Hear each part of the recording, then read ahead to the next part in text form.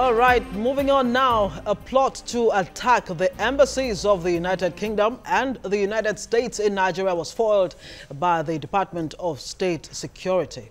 Boko Haram militants were planning to attack the two embassies and other Western interests in the nation's capital, Abuja.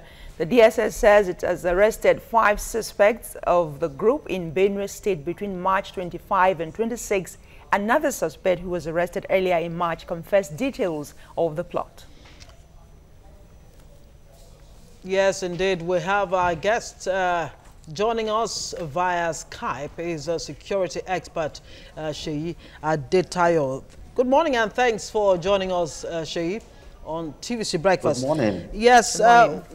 Do you think the DSS will achieve more in protecting internal security by not getting involved in what some say is a politics of corruption and other distractions, and doing exactly what it has done in the case of U.S. UK Embassies' discovery of terror attacks, or planned terror attacks, that is? It's important for Nigerians to actually understand the function of the DSS. DSS, just like every other internal intelligence organization globally, must be involved in all spheres of life. They must be involved in everything that is happening in the country. It is not a distraction, because that is how you will be able to protect the country. The police have their own functions, but when you talk of intelligence, it means that you have to collect intelligence on everything in the country. It will surprise you. You know that the DSS goes to the market, they collect the prices of foodstuffs, and then they do their weekly statistics on increase and decrease in the price of foodstuffs to advise the government on the rate and level of inflation. So it's not just about, you know, if you go into the act that established the DSS, you will see the functions of the organization. So it's not a distraction, and it's also very, very important. The law that established that they have a responsibility over economic crime of national security dimension. All right, so it's a good thing. You said that already. It's a good thing and it's not a distraction. But one wonders why they were able to foil this attack, this preempted attack in Abuja, and yet can't foil the one that's still going on in pockets of Maiduguri and the northeast.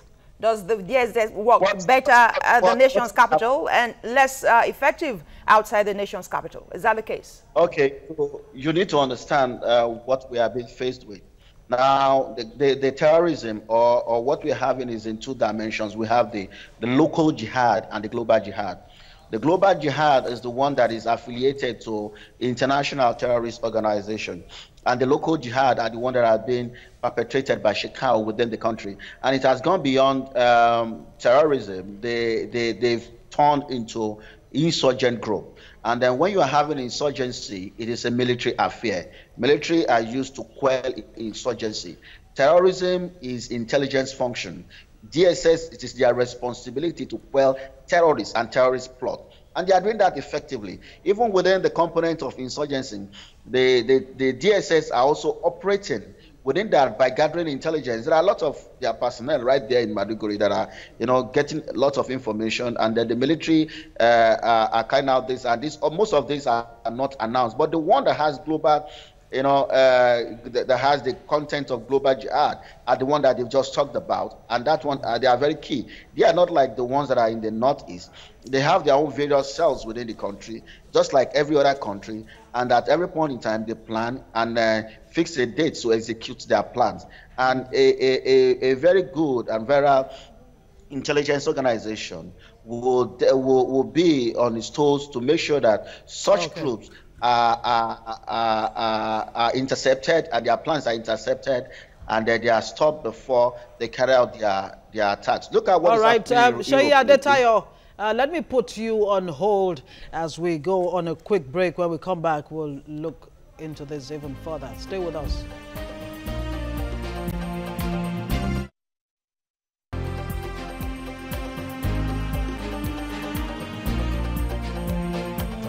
You're welcome back. Thanks for remaining with us. Our focus right now is the failed terror attack on U.S. UK embassies in Nigeria. And our guest is a security expert, Seyi Adetayo. Thanks for remaining with us.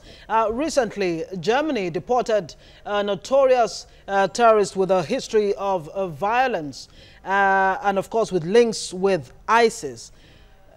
Is there a need for Nigeria to begin seriously to look beyond Boko Haram as another battlefront is being opened up? That has always been there, and which is I know for a fact that the intelligence community have actually been working on that for long. There have been lots of interceptions of those joining the global jihad. You can remember the case of a former Chief Justice of Nigeria, whose son and the wife went to join ISIS, and a couple of others as well. And I remember, if you trace the history of jihad in Nigeria, it is traceable back to international influence. So the influence from external has been there for a long time.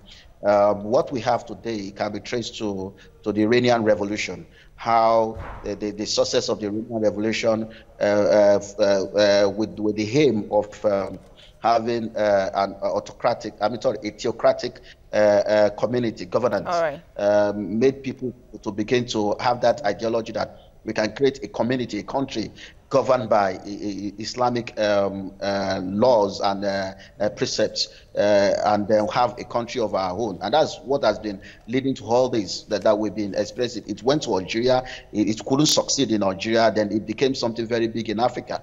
So the whole issue of this terrorism, jihadist movement, can be traced back to the success of Iranian Revolution. So the influence from outside is not new. Okay, it's a good place to end it there, talking about influence from outside Nigeria and the issue of a porous security border won't end anytime soon. Indeed. Many thanks for your time and your thought today on TVC Breakfast. Seyi Adetayo, our security expert. Thank you.